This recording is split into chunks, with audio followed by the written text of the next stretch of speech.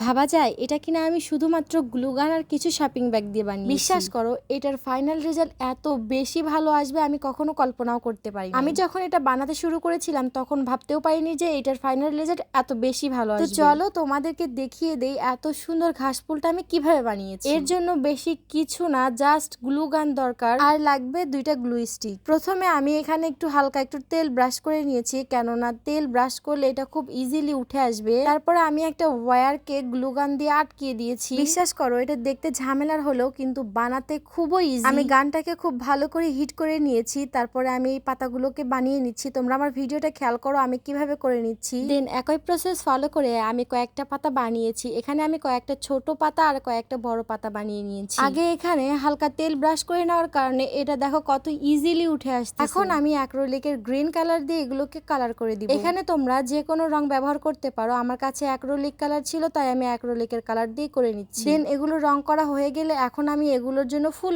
বানানোর জন্য আমি কিছু শপিং ব্যাগ নিয়ে নিয়েছি। এখন এগুলোকে আমি রাউন্ড করে কাট করে নিব। রাউন্ড করে কেটে নেওয়া হয়ে গেলে এখন আমি এগুলোকে কাট করে নিব। ভিডিওটা দেখো আমি কিভাবে এটাকে কাট করে দিচ্ছি। প্রথমে আমি চারপাশে কাট করে নিয়ে তারপরে আমি এগুলোকে হালকা একটু পাপড়ি শেপ করে কেটে নিব। আমি এখানে অনেক কয়টা শপিং ব্যাগ একসাথে করে নিয়েছি যাতে আমার একবারে অনেক কয়টা বানানো হয়ে যায়। এখন আমি ফুলের মাঝখানে ব্যবহার করার জন্য হলুদ কালার শপিং ব্যাগ নিয়ে চিকন করে কেটে নিয়েছি। এই পর্যায়ে আমি ওয়্যার নিয়ে ওয়্যারটাকে ভাঁজ করে আমি যে শপিং ব্যাগটা কেটে রেখেছিলাম রেনুর জন্য সেটাকে আমি ওয়্যারের সাথে পেঁচিয়ে দিব। এখানে আমি B6000 গ্লুর সাহায্যে এটাকে পেঁচিয়ে দিচ্ছি। দেন আমি যে সাদা শপিং ব্যাগ দিয়ে ফুলের পাপড়ি বানিয়ে রেখেছিলাম সেগুলো একটা একটা করে ঢুকিয়ে দিব। ওয়্যারটাকে মাঝ বরাবর ঢুকিয়ে দিয়ে এখন আমি B6000 গ্লু দিয়ে আটকিয়ে দিব। এভাবে আমি একের পর এক পাপড়িগুলো দিয়ে আটকিয়ে দিব। এখানে আমি সাদা শপিং ব্যাগ দিয়ে সাদা 4টা ফুল বানিয়েছি এবং একই প্রসেস ফলো করে গোলাপি কালার শপিং ব্যাগ দিয়ে গোলাপি কালার 2টা বানিয়ে নিয়েছি। তারপরে আমি এখানে একটা সাদা কলি এবং গোলাপি কালার কলি বানিয়ে নিয়েছি। এখন এই ফুলগুলোকে যে ঘাসগুলো বানিয়ে রেখেছিলাম সেটার সাথে অ্যাড করার পালা। অফ ক্যামেরায় আমি সবগুলো ফুলকে আটকিয়ে দিয়েছি। ভিডিওটা অনেক লং হয়ে যাচ্ছে তাই আমি অনেক শর্টকাটে করার চেষ্টা করতেছি। দেন এগুলোকে একটা টবে সেট করার পালা। আমি একটা টব নিয়ে